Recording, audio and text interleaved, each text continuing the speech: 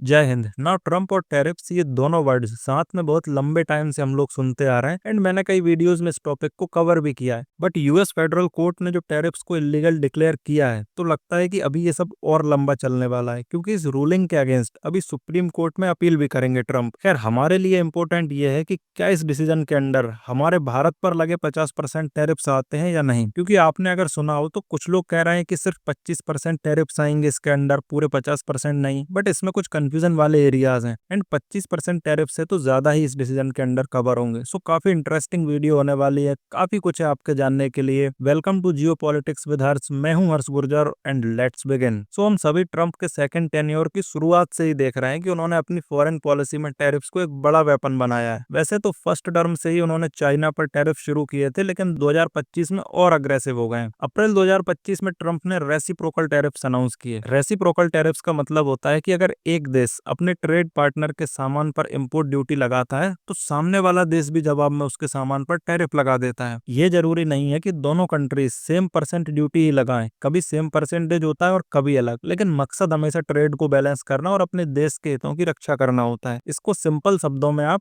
Tit for tat trade policy भी कह सकते हैं। खैर, इसमें इंडिया पर 50% टैरिफ लगे, चाइना पर 30%, ईयू यानी यूरोपियन यूनियन पर 15%, कनाडा और मेक्सिको पर भी हाई रेट्स रहे। अब देखो, चाइना, मेक्सिको और कनाडा का केस थोड़ा अलग है। इसमें ट्रम्प का कहना है कि ये ड्रग्स की स्मगलिंग के अगेंस्ट लगाए गए हैं एंड ट्रम्प का कहना है कि इन टैरिफ से यूएस की इकोनॉमी स्ट्रांग होगी, जॉब्स बढ़ेंगी और फॉरेन कंट्रीज प्रेशर में आएंगी बेटर डील्स के लिए। लेकिन कई टॉप इकोनॉमिस्ट का कहना है कि ये टैरिफ्स यूएस के ही कंज्यूमर को महंगाई देते हैं, क्योंकि इंपोर्टेड गुड्स कॉस्टली हो जाते हैं एंड इकोनॉमिस्ट वार्न भी कर रहे हैं कि लॉन्ग रन में ये यूएसए के लिए बैकफायर कर सकते हैं। और हमारे लिए इंपॉर्टेंट है इंडिया के कंटेक्स्ट में। तो देखो, ट्रम्प ने इंडिया को पनिश करने के लिए टैरिफ्स डबल किए, क्योंकि हम रसिया से ऑयल और डिफेंस इक्विपमेंट खरीद रहे हैं। हमारे एक्सपोर्ट्स जैसे textiles, James and jewellery, shrimps, carpets, ये सब कॉस्टली हो गए यूएस में। और हमारे 86.5 बिलियन के यूएस एक्सपोर्ट में से लगभग $60 बिलियन के एक्सपोर्ट्स अफेक्टेड हुए हैं। लेकिन कोर्ट का भी ये डिसीजन सब कुछ बदल सकता है। यूएस की court of appeals for the federal circuit ने एक 7-4 डिसीजन में कहा है कि ट्रम्प के ज्यादातर टैरिफ्स इलीगल हैं। ये कोर्ट वॉशिंगटन डीसी में है और ये फेडरल लेवल की है, यानी पूरे देश पर अप्लाई होती है। इसमें 11 जजेस की बेंच थी, जिसमें से 7 जजेस ने ट्रम्प के अगेंस्ट फैसला दिया है एंड 4 ने ट्रम्प के सपोर्ट में। रूलिंग में कोर्ट ने कहा है कि ट्रम्प ने अपनी अथॉरिटी से बाहर जाकर टैरिफ्स लगाए हैं। मतलब जो डिसीजन कांग्रेस को लेना चाहिए था वो ट्रम्प ने इमरजेंसी पावर्स के नाम पर लिया है, जो कि गलत है। ये डिसीजन एक लोअर कोर्ट के रूलिंग को अपहोल्ड करती है। पहले US court of international trade ने भी ये टैरिफ्स इलीगल बोले थे, बट ऐसा नहीं है कि अगर कोर्ट ने इन्हें इलीगल कह दिया है तो अब ये टैरिफ्स हट गए आज से ही। कोर्ट ने रूलिंग को इन्फोर्स करने में डिले किया है एंड ये डिले है मिड अक्टूबर तक, यानी 14 अक्टूबर तक ये टैरिफ्स लगे रहेंगे। ये टाइम इसलिए दिया गया है ताकि ट्रम्प एडमिनिस्ट्रेशन सुप्रीम कोर्ट में अपील कर सके। ट्रम्प ने ऑलरेडी सोशल मीडिया पर पोस्ट किया है कि अगर ये रूलिंग रही तो ये यूएसए को डिस्ट्रॉय कर देगी। व्हाइट हाउस का कहना है कि वो कॉन्फिडेंट है सुप्रीम कोर्ट इसे ओवरटर्न करेगा। अब आपके मन में ये क्वेश्चन आ सकता है कि ये केस फाइल किसने किया। तो देखो, ये केस स्मॉल बिजनेसेस और यूएस स्टेट्स के कोएलिशन ने फाइल किया। मतलब जैसे हमारी कंट्री में डिफरेंट स्टेट्स है ना, राजस्थान, एमपी, यूपी, वैसे ही यूएसए में भी स्टेट्स हैं। तो इन्हीं कुछ स्टेट्स के कोएलिशन एंड स्मॉल बिजनेसेस ने मिलकर ये केस फाइल किया। इनका आर्गुमेंट था कि टैरिफ से उनके बिजनेसेस को नुकसान हो रहा है और ट्रम्प ने गलत लॉ यूज किया है। ये गलत लॉ से मतलब क्या है, मैं समझाता हूँ आपको, क्योंकि इसी बेस पर कोर्ट ने इन टैरिफ्स को इलीगल बोला है। तो देखो, ट्रम्प के इन टैरिफ्स के पीछे मेन लॉ है international emergency economic powers act, या इसे हम शॉर्ट में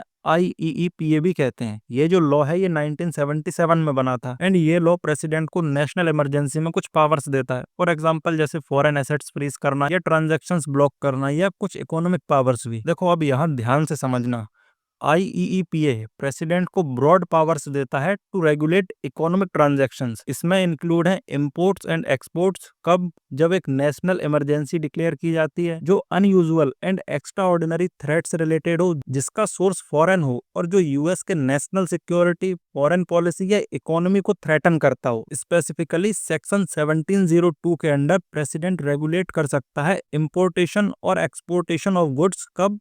जब नेशनल इमरजेंसी हो एंड ट्रम्प ने जो ये एग्जीक्यूटिव ऑर्डर साइन कर रखा है इसमें ये साफ साफ लिखा भी है कि नेशनल इमरजेंसी के अंदर है, लेकिन कोर्ट ने कहा है कि आईईपीए में कहीं नहीं लिखा है कि प्रेसिडेंट टैरिफ्स लगा सकता है। टैरिफ्स लगाना कांग्रेस की पावर है, ना कि प्रेसिडेंट की। ये कांग्रेस यूएसए का पार्लियामेंट है, जैसे हमारे यहाँ लोकसभा और राज्यसभा से मिलकर पार्लियामेंट बनता है, वैसे ही यूएसए में house of representatives and senate से मिलकर कांग्रेस बनता है। कोर्ट ने कहा है कि प्रेसिडेंट नंबर ऑफ एक्शंस ले सकते हैं, मतलब कई एक्शंस ले सकते हैं in response to declared national emergency, but emergency powers में टैरिफ शामिल नहीं है। जो ट्रंप ने ट्रेड डेफिसिट और इमिग्रेशन को unusual and extraordinary threat माना है, उसे कोर्ट ने माना है कि ये टैरिफ्स के लिए जस्टिफाई नहीं करता। ये डिवाइडेड डिसीजन था, 7 जजेस ने एग्री किया एंड 4 ने डिसएग्री। डिसएग्री वालों का कहना था कि आईईपीए ब्रॉड पावर्स देता है, तो इसमें इकोनॉमिक पावर्स के अंडर टैरिफ्स लगाना लीगल है, लेकिन मेजोरिटी ने कहा है कि अगर कांग्रेस चाहती तो क्लियरली टैरिफ्स अलाउ करती, बट प्रेसिडेंट ये डिसाइड नहीं कर सकते। ये रूलिंग सिर्फ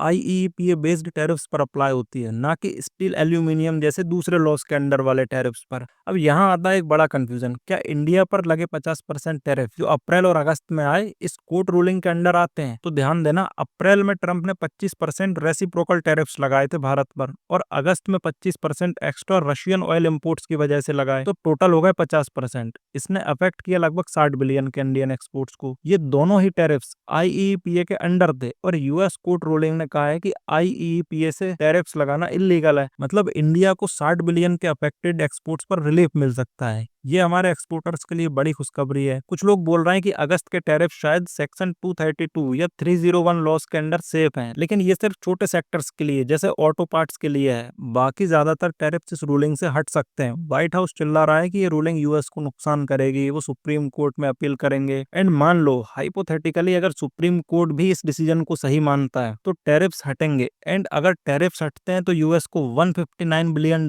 के रिफंड्स देने पड़ सकते हैं इंपोर्टर्स को, जो फाइनेंशियली बर्डन हो सकता है, जैसे कि जस्टिस डिपार्टमेंट ने वार्न भी किया है। प्लस कई इकोनॉमिस्ट का कहना है कि टैरिफ्स ने इन्फ्लेशन बढ़ाई है और यूएस बिजनेसेस को नुकसान हुआ है। जियोपॉलिटिकली ये ट्रंप के अग्रेसिव स्टांस को चैलेंज करता है, तो क्लियर है कि सुप्रीम कोर्ट में ये बड़ी बैटल बनेगी। तो काफी इंटरेस्टिंग होगा देखना कि सुप्रीम कोर्ट क्या डिसीजन देता है। एंड कई लोगों का तो ये मानना है कि ट्रंप का यू टर्न लेने से पहले की ट्रिक है, ताकि यू टर्न लेकर ब्लेम कोर्ट पर डाल दें, बट मुझे नहीं लगता, क्योंकि ट्रंप जहां तक पहुंच गए हैं ना, वहां से यू टर्न लेना अपने आप में एक ब्लंडर होगा। और अब तो क्लियर भी हो चुका है कि इशू रशिया यूक्रेन वॉर का है ही नहीं। खैर फ्यूचर में इससे रिलेटेड कोई अपडेट आती है तो मैं वीडियो ले ही आऊंगा, तो आप चैनल सब्सक्राइब कर लीजिए। But for the time being this was all from my side. Thank you for watching. This is Harsh Gurjar signing off.